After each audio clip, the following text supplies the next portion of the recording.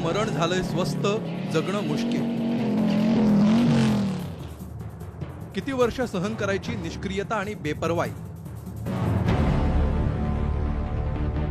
असुविधांचं बंदर, अव्यवस्थेचं आगार.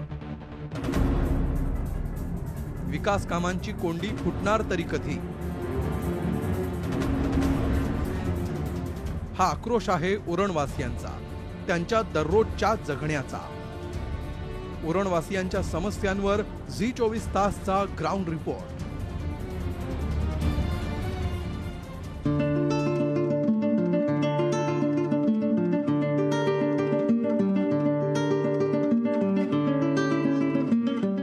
उरण द्रोणागिरीच्या डोंगर पायथ्याला आणि अरबी समुद्राच्या किनाऱ्यावर वसलेलं शहर. पूर्वीचा कुलाबा आणि आजच्या रायगड जिल्ह्यातलं प्राचीन शहर. पण हे शहर आज ओळखलं जातंय ते कंटेनरचं गाव म्हणून. कारण इथं पावलोपावली सामना करावा लागतो तो कंटेनरचा.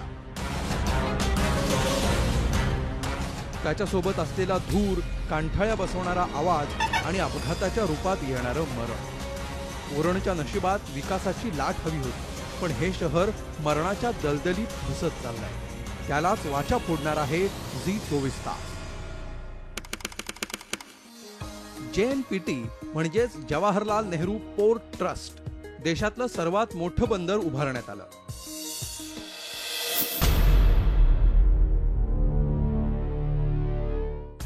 बंदर उभारताना सिडकोनं JNPT बाबत भविष्यातली आव्हानं आणि समस्या यांचा कुठलाच विचार केला नसल्याचा फटका सध्या उरणच्या नागरिकांना बसतोय. JNPTच्या स्थापनेच्या वेळी या बंदराची वार्षिक कंटेनर हाताळणी केवळ 1 लाख एवढीच होती. मात्र आता हाच आकडा JNPT आणि त्यावर आधारित इतर 2 खासगी बंदरांच्या माध्यमातून 45 लाखांवर गेलाय. भविष्यात या ठिकाणचा वार्षिक आकडा 1 कोटीच्या घरात जायची शक्यता आहे. JNPT बंदर ते राज्य महामार्ग 54, राष्ट्रीय महामार्ग 4B आणि उरण तालुक्यातल्या पूर्व भागाकडे 15 ते 20 किलोमीटरचा परिसर JNPT बंदर प्रभावित क्षेत्र म्हणून ओळखलं जातं. या पट्ट्यात अनेक आस्थापनात अनेक ज्वालाग्रही रसायनं आणि तेलाचे साठे आहेत.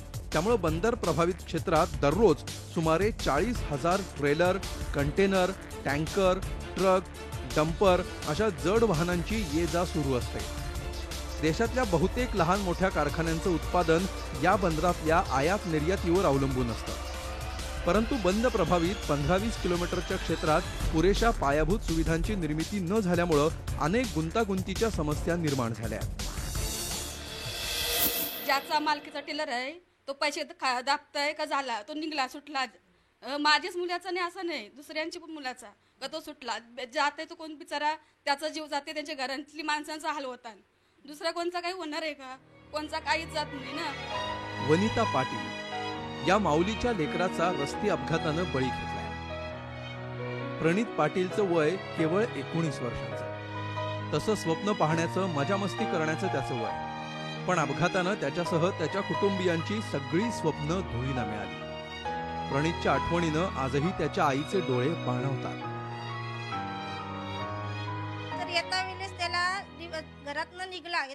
घरातनं निघला आणि रस्त्यातनं कालोख होता, भरपूर कालोख होता.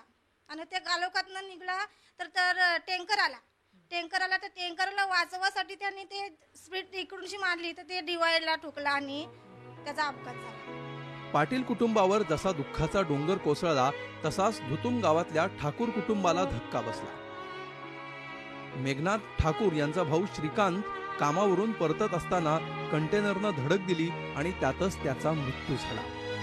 आम्हाला जे भोगावं लागतंय ते इतरांच्या वाट्याला येऊ नये यासाठी प्रशासनानं या प्रश्नाकडे गांभीर्यानं पाहण्याची विनंती पाटील आणि ठाकूर कुटुंबानं केली आहे. रोड पाहिजे, जे कमी कमी इथून उरणला जाण्यापुरता तरी आम्हाला रोड पाहिजे.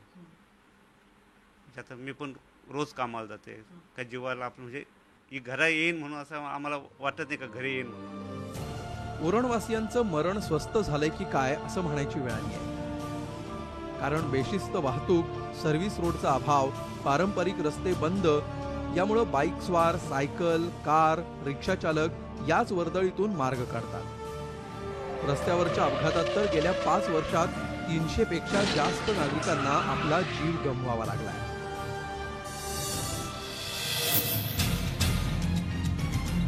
रस्ते अपघाताचं मूळ कारण म्हणजे अप्रशिक्षित ड्रायव्हर क्लीनर यांच्या हाती भले मोठे कंटेनर ट्रेलर दिले जातात. कमी पैशात काम करतात म्हणून 90% ड्रायव्हर क्लीनर हे यूपी बिहारचे भरले जातात. त्यापैकी अनेकांचे वाहन परवाने बोगस असल्याचं यापूर्वीच्या अनेक प्रकरणातून उघड झालंय. JNPT मार्गावर धावणाऱ्या बहुतांश कंटेनर ट्रेलर सारख्या अवजड वाहनांना टेल लाईट नसणं, सिग्नल लाईट तुटलेले असणं, हेडलाईट खराब असणं, 90% जास्त गाड्यांवर क्लीनर नसणं असा अनागोंदी कारभार इथं सुरू आहे. या संदर्भात वाहतूक पोलीस, रस्ते वाहतूक विभाग अर्थपूर्णपणे डोळ्यांवर पट्टी बांधून असल्याचं चित्र आहे. सिडको आणि JNPTनं या ठिकाणी तयार केलेल्या वाहनतळांचा दर हा रस्त्यावर गाडी लावल्यानंतर वाहतूक पोलिसांकडून फाडल्या जाणाऱ्या दंडाच्या पावतीपेक्षा जास्त आहे. त्यामुळे बहुतांश वाहनधारक सर्रास रस्त्यांवरच वाहनं पार्क करण्यात धन्यता मानतात. वाहतूक पोलीसही दूर दूरपर्यंत नजरेस पडत नाहीत. त्यामुळे नेहमीच इथं लांबच लांब कंटेनरच्या रांगा दिसून येतात.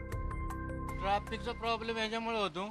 काही वेळेस ते आतल्यांचं स्लो होतं, त्यांचं झालं की परत ते गेटावल्यांचं स्लो होतं, आणि परत काही वेळेस थोडं जाम झालं की रॉंग साईडने गाडी टाकणाऱ्यामुळे बी जाम होतं. 24 तासात तर कंपल्सरी असते. काय नेमका त्रास काय त्रासही काय, लाईन मध्ये आम्हाला चहा मिळत नाही, पाणी मिळत नाही, ट्रॅफिक फुल असते एकदम, जेवण मिळत नाही, पाणी नाही, काय नाही, मच्छरचा त्रास. वाहतूक कोंडी किती काळ असावी याला काही मर्यादा, पण उरणमध्ये त्याला काही मर्यादा असल्याचं दूर दूरपर्यंत दिसत नाही. कारण 12-12, 24-24 तास वाहनं कोंडीत अडकतात. त्यामुळे वाहन चालकांचे प्रचंड हाल होतात. वाहतूक कोंडी झाली की ज्या ठिकाणी गाडी उभी असेल त्याच ठिकाणी थांबवतात. नैसर्गिक विधी आणि स्नानासाठी तर मोठी कसरत त्यांना करावी लागते. या सगळ्या मानसिक त्रासातून मोकळीक मिळावी यासाठी काही वाहन चालक नशेचा आधार घेतात आणि त्यामुळेच पुन्हा अपघात घडू शकतात अशी भीती स्थानिक व्यक्त करतात. एखादा ड्रायव्हर 12 तास ड्युटी करू शकतो, त्या ड्रायव्हरला सतत सातत्यपूर्ण 48 तास किंवा त्याहूनपेक्षा अधिक जास्त गाडीमध्ये व्यतीत करावे लागतात. आणि अशा वेळेला त्याला या संपूर्ण याच्यातून सावरायचं असेल तर त्याला नशेचा आधार घ्यावा लागतो. बऱ्याचदा आपण जर पाहिलं तर या भागामध्ये ड्रायव्हर्स जे आहेत ते नशेचा वापर करताना दिसत आहेत. खरं तर नागरी वाहतुकीसाठी मुख्य रस्त्यांना समांतर असे सर्व्हिस रोड तयार करणं गरजेचं होतं. मात्र JNPTच्या स्थापनेपासून आज तागायत या मागणीचं पुढं काहीही झालेलं नाही. यावर उपाय म्हणून सध्या अस्तित्वात असलेल्या रस्त्यांवर तरी केवळ नागरी वाहतुकीसाठी स्वतंत्र मार्गिका असणं गरजेचं आहे. परंतु याबाबत देखील प्रशासनाची उदासीनताच दिसून येते. उरणवासियांची आणखी एक समस्या म्हणजे प्रदूषण. परिसरात गेल्या अनेक वर्षांपासून भरावाची कामं सुरू आहेत. त्यामुळे आसपास डोंगरांचं सतत उत्खनन सुरू आहे. पर्यायानं सगळीकडे धुळीचंच साम्राज्य दिसून येतं. या धुळीमुळे स्थानिकांचं आरोग्य धोक्यात आलंय. या ठिकाणी डोंगरफोड चाललेली आहे, त्याच्या माध्यमातून निघणारी जी धूळ आहे ती मोठ्या प्रमाणात आहे, पण त्याच्यावरती कोणाचं नियंत्रण नाही. ना MPCB महाराष्ट्र पोल्युशन कंट्रोल बोर्डाचं त्याच्यावरती नियंत्रण आहे, ना स्थानिक प्रशासन, मग महसूल खाता असेल किंवा पोलीस यंत्रणा असेल, त्यांचं कोणाचंही या गोष्टीवरती नियंत्रण राहिलेलं नाही. 10-15 किलोमीटरच्या परिसरात दररोज 30-40 हजार वाहनांची ये जा होणं म्हणजे इथे एक फिरतं शहर वसवण्यासारखंच आहे. आश्चर्य म्हणजे राज्य आणि राष्ट्रीय महामार्गावर वेग मर्यादा, लेनची शिस्त, गतिरोधक, दुभाजक या संदर्भात माहिती देणारे सूचना फलकही नजरेस पडत नाही. वाहतूक नियमनाबाबत नियोजनाचा पूर्ण अभाव दिसून येतो. स्पीड ब्रेकरही असताना सुद्धा अनेक अपघात होत आहेत. त्याचं कारण सिस्टेम नाही. आपल्या देशामध्ये सिस्टममध्ये नसल्यामुळे या अपघात होत आहेत. ती सिस्टम सुधारायला पाहिजे. बंदराच्या परिसरातून अब्जावधी रुपयांची उलाढाल होते. मात्र त्या ठिकाणी अपघातग्रस्तांना उपचार मिळेल असं एकही अद्ययावत हॉस्पिटल नाही.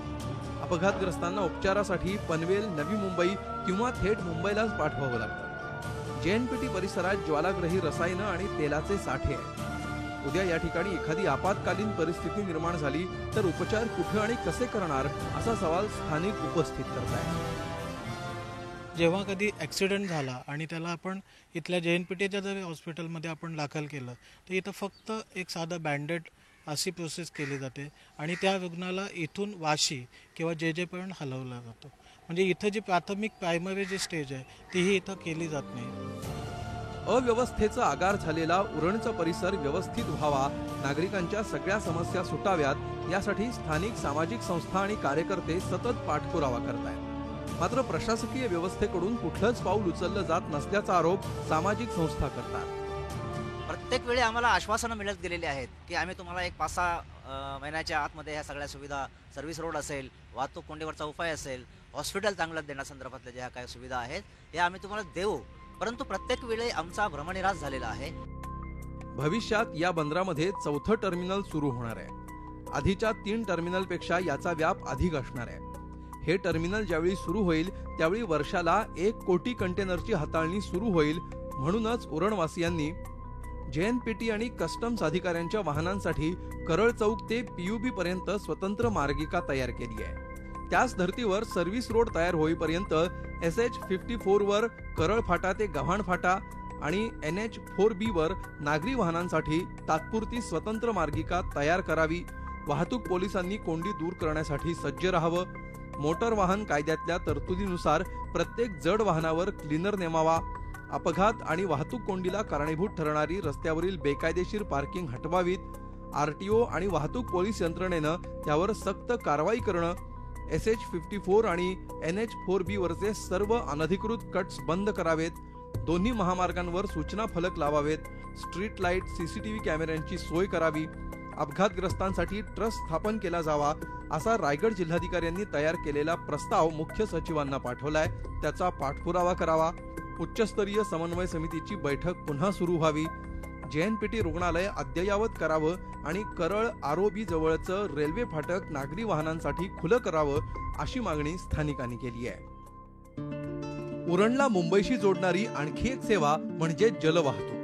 मोरा बंदरातनं मुंबईच्या भाऊच्या धक्क्याला उतरणाऱ्या लॉन्च प्रवाशांच्या समस्या आणखी वेगळ्या आहेत. जुनाट लॉन्चेस, त्यांचं बिघडलेलं वेळापत्रक आणि वारंवार होणारे बिघाड यामुळं प्रवाशांचा जीव धोक्यात येण्याच्या घटना, मोडकळीला आलेलं मोरा बंदर अशा समस्यांचा सामना उरणकरांना करावा लागतो. या संदर्भात JNPTची बाजू जाणून घेण्याचा आम्ही प्रयत्न केला. JNPT, सिडको आणि national highway authority of India मिळून JNPT परिसरातील विविध कामांना लवकरच सुरुवात करत असल्याची प्रतिक्रिया JNPTचे चेअरमन अनिल डिग्गीकर यांनी दिली आहे. रस्ता रुंदीकरण, फ्लायओव्हर, हलक्या वाहनांसाठी सर्व्हिस रोड, अपघात रोखणे यासाठी आमचे प्रयत्न सुरू असून 2 वर्षात परिस्थिती बदललेली पाहायला मिळेल अशी प्रतिक्रिया त्यांनी दिली आहे. विकासाच्या किनारपट्टीवर असलेल्या उरण गावाला मरण लाटांचे तडे सातत्यानं बसतायत. JNPTमुळे हाताला रोजगार आला खरा, पण ही समृद्धी गावातील जीव घेत सुटली आहे. 5 वर्षात अनेक बळी गेले. चांगले आणि मोठे रस्ते, अपघात होऊच नये म्हणून घ्यावी लागणारी काळजी, अपघातग्रस्तांवर लवकर उपचार व्हावेत म्हणून चांगले दवाखाने एवढीच तर मागणी आहे. पण या साध्या मागण्याच गेली अनेक वर्ष धूळ खात आहेत. नवनवीन टप्पे गाठणाऱ्या बंदरासाठी खुद्द पंतप्रधान येऊन गेले. केंद्रीय मंत्र्यांची कायमच इथं ये-जा असते. मुख्यमंत्र्यांचंही इकडं जातीनं लक्ष असतं. मग या साऱ्या मंडळींना उरणकरांच्या मरणकळा ऐकू येत नाहीत का? अपघातात मरण पावलेल्यांच्या कुटुंबियांचा आक्रोश त्यांच्या कानापर्यंत पोचत नाही का? की कंटेनरच्या आवाजांमुळे सरकारचेही कान बधीर झाले? ऐकून न ऐकल्यासारखं करणाऱ्या साऱ्यांच्याच संवेदना बोथट झाल्यात की काय अशी शंका येऊ लागली आहे. इथं घेणार आहोत एक ब्रेक नंतर पाहणार आहोत नेमकं उरण आहे तरी कसं.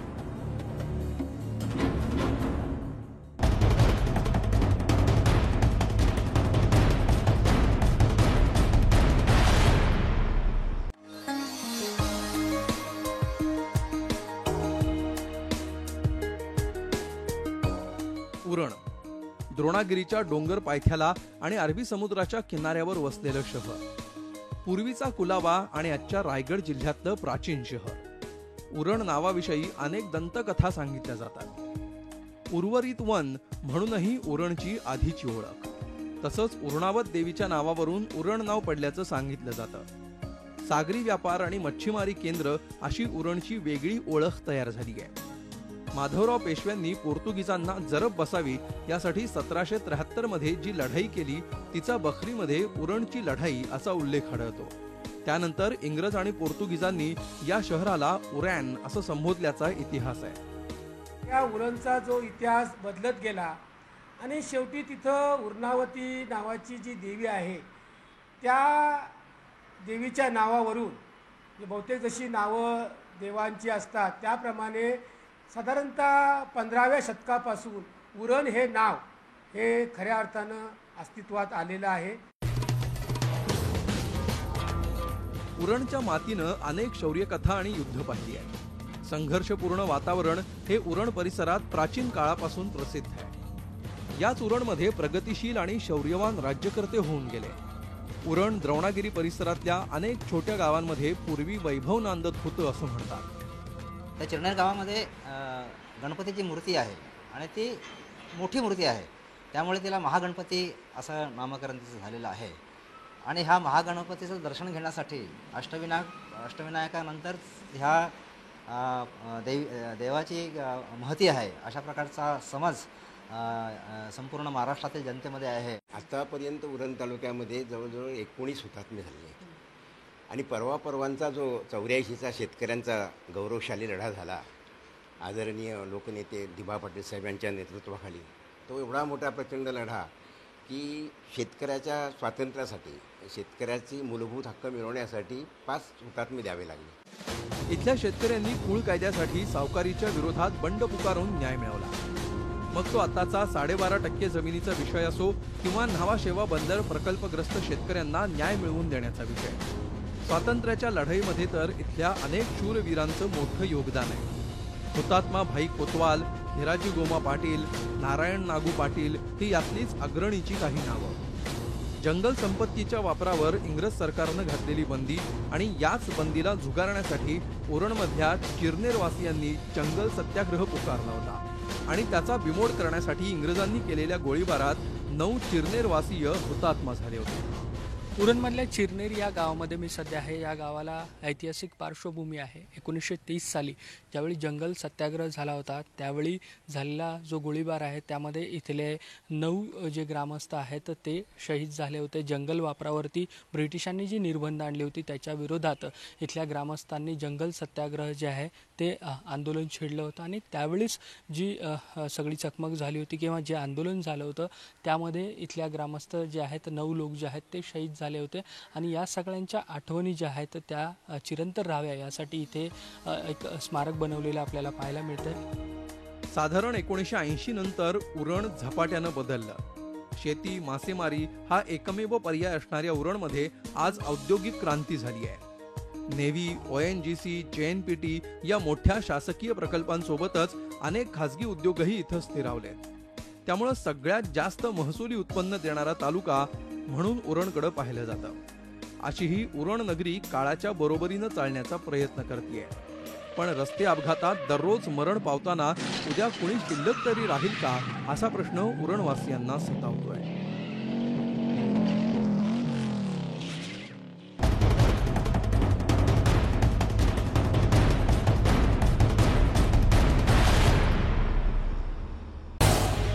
झी 24 तास रहा एक पाऊल पुढे.